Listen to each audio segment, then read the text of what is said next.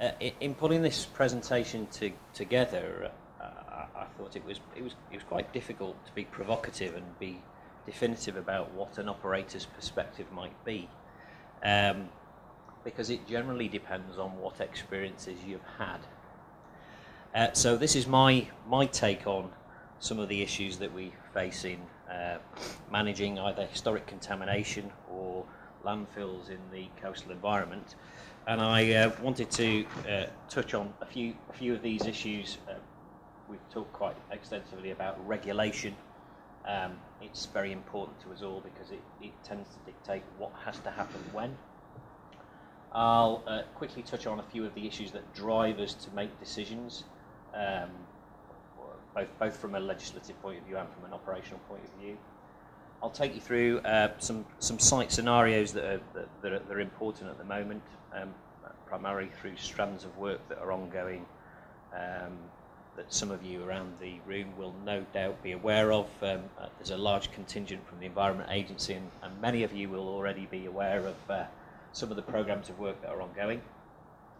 I'll very briefly touch on obligations, surrender and closure issues, and general management, because once you've closed, you've not just you don't just lock the gate, you walk away. You've got long-term issues to think about. So quickly, lots of acronyms there. Some of you will recognise some of those acronyms. COPA 1974, Waste Management Licensing 94, Landfill Directive 99, IPPC, EPR, and it goes on. And it means that since 74 we've had fairly radical and fairly quick-paced change in regulation that have brought about changing burdens for operators, and many sites which will have been operated under the very earlier regulatory regimes will have transitioned through all of the ones that we've just mentioned. So they operated in the day under the obligations and the excuse me, the regulations and the practices of the day, maybe in 1974, but are potentially now being managed and regulated through the standards of today, which is EPR, very risk-based, very prescriptive, or more so than perhaps we were considering in 74. And that takes me on to the photograph on the side here. Any of you spot the landfill? Luckily, well, if you can spot the landfill, then you're lucky because it's not in that picture. The photograph is taken stood on the landfill, but you can see in the foreground there the erosional processes that are ongoing.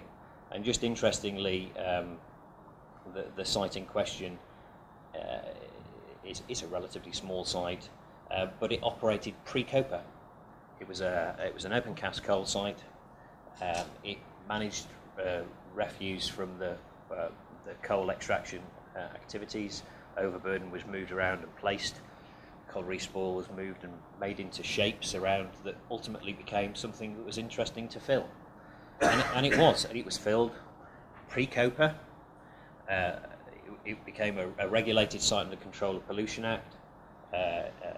When the 94 regs came into being, it transitioned into the waste management licensing regulations. A revised application was made for that site, and then it closed. And luckily for us, as Veolia, it closed before the Landfill Directive took effect. So we avoided some of the fairly significant additional burdens that were in place or in place now for sites that are actually closing. But it just goes to show how complex timeline can be, and the regulations in timeline can be to managing your obligations, because each one of those sets of regulations also brings about different standards.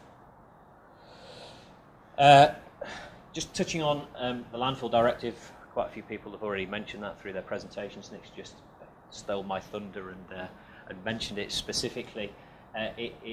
It's important to mention it. It's a significant piece of legislation, or a significant piece of European law that was introduced to bring about changes to the way that we manage landfills, but it also brought about the view of the need to consider the reliance on landfill in the future.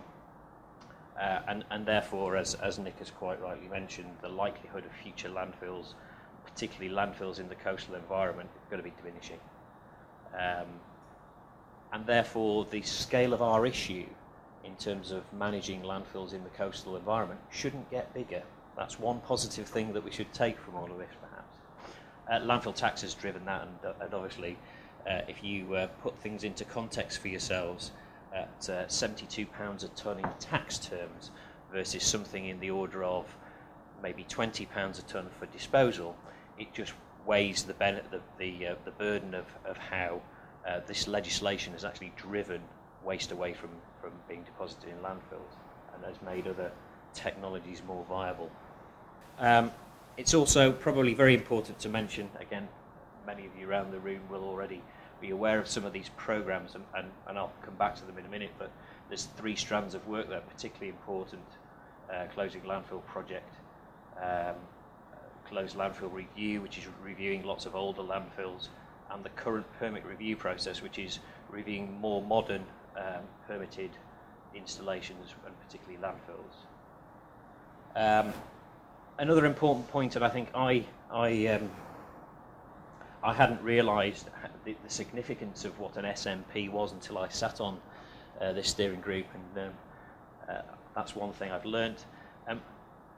They're very important documents. They're very important documents for anyone who's involved with the process of managing land or landfills that may have a potential impact on the environment. And certainly from my point of view, the need to understand what they mean for you as an individual for a specific site becomes quite an important factor in how you manage that site in the future. Things like hold the line, what does that really mean? Understanding that in the context of your future management becomes quite important. Another issue that came out of I think the discussions with the steering group and informing the guide, we're going back to this issue of relationships and stakeholders. Absolutely fundamental. I won't bang on about it again, but it's so important to forward thinking and forward planning, building the relationships with the right people, and actually have a joined up approach to managing short-term and long-term issues with your sites. An interesting other factor here, which I think we've got some legal support in the room, but they may correct me if I'm wrong. Land ownership becomes quite important in the coastal environment, particularly where you've got a landfill that's behind the coastline. The coastal environment brings about a slightly different environmental and legal condition, in that normal land you have a right of support, but in the coastal environment, because it's a natural process, you don't have that right of support. So for landfill site operators who have landfills behind the coastline, ongoing erosion of land that you may not have any action or responsibility for could in the future impact your own landfill. So again, going back to the relationships issue, land ownership around your land holding, your permitted installation, become very, very important. Just quickly going on to the few strands of work that we were talking about. For operational sites regulated under EPR with modern permits, there is a process of statutory requirement for permits to be reviewed at a regular interval. That includes landfill permits, and that's a process that's ongoing at the moment. So there's a focus and an opportunity perhaps to consider some of the issues that we've been talking about through this discussion today. Primarily, most of those sites will have been considered in some way, shape or form in the context of coastal risk. But I think I think industry's knowledge, regulatory knowledge, is expanding in this area, and it's going to be interesting to see how that ultimately pans out and is reflected in that permit review process. Certainly there may be a need to review plans for future. Another important piece of work that's going on at the moment, and we have some particular representatives in the room from the project that's going on, is the closing landfill project. Nikki here, who I'm sure will be able to answer a lot of questions if you have any related to this particular piece of work. But it's a particular piece of work where landfill sites which closed prior to being properly permitted under the modern regulations and ceased to operate effectively before July 2001, have to close under specific requirements that were set out in the Landfill Directive. Again, that brings about another opportunity or another obligation on the regulator to consider, for those sites in the coastal environment, specific issues about stability, protection, erosion control and security. The third piece of work that's ongoing is the closed site review process, which I think there are over 1,500 closed landfills in the UK. The Environment Agency, at the time covering Wales as well, reviewed all of those closed sites, screened them against specific criteria, and that flushed out a number of sites where there were potentially higher risks that needed some additional management. That's an ongoing process, and again is another an area of potential focus on the need to consider coastal management and protective sort of plans going forward for sites in the coastal environment. Again, Nick stole my thunder, and the extensions and over-tipping issue has already been covered, but I think the Landfill Directive for extensions, over-tipping and new sites, it's an interesting debate. Why would anyone in their right mind, perhaps my own personal view, want to build a landfill site in that environment when there's probably a greater number of locations that are far more suitable? I thought I'd give you a few, not the best of slides, but I'll give you a view of one that's big. This is a big site, 150 hectares on the Thames, Rainham landfill site.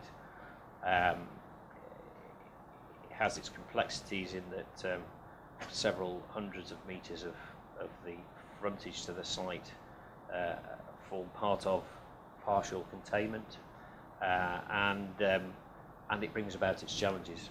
Just to consider the scale of that, this is several kilometres long. So an active landfill site with active control measures, some of those are forming containment to the actual landfill itself in a modern and permitted landfill. I'm going to very, very quickly fly through these because I think they sort of speak for themselves. When you have a permitted site, you have obligations. They're fairly explicit, whether they come from a permit or actually a planning permission for that matter, because we shouldn't forget those. And those are normally relating to engineering measures and management, maintenance, monitoring, and a whole host of things that need to be considered to comply with your permit conditions or your planning conditions. In the coastal environment, those obligations are very, very different. Very different indeed. Engineering measures are about controlling different things. They're not about necessarily containing the waste in the same way. They're not about containing leachates in the same way. So it's very, very important to think about the dimensions of all of those obligations in the context of the coastal environment. I think this guide really does help with thinking about some of those particular issues. Very, very quickly, flying through closure and aftercare. It doesn't just finish when you've put the waste in the ground and you've locked the gate. All your responsibilities continue in aftercare. There is a requirement for monitoring and ongoing management, and particularly in relation to those sites which are closed, you don't necessarily have full-time presence on them. So liaison with the people around you, your other stakeholders, they become your eyes and ears for management. So building those relationships with interested parties in and around the site, really, really important. On surrender, there are general criteria for surrender that you need to meet before you can surrender your environmental permit. In the coastal environment, there are other difficulties. particularly associated with long-term management and the risks of long-term management. So defining those conditions needs some thought if you're going to surrender a permit in that sort of environment. So it's important that you have the right information. Again, this guide helps with acquiring that information to make those decisions on surrender. Finally, management obligations we talked about in relation to permitting. It doesn't just finish there. Management is about other things that aren't simply about complying with your permit. It's about thinking strategically. It's about thinking about awareness of staff, making sure that they understand that these landfill sites are not in a traditional environment. There are certainly health and safety constraints. Working in the tidal environment are very, very different to working in a traditional landfill environment. And finally, just echoing the comments from many around the room in giving their presentations, planning, but particularly liaison with stakeholders is absolutely crucial to delivering proper planning for your aftercare.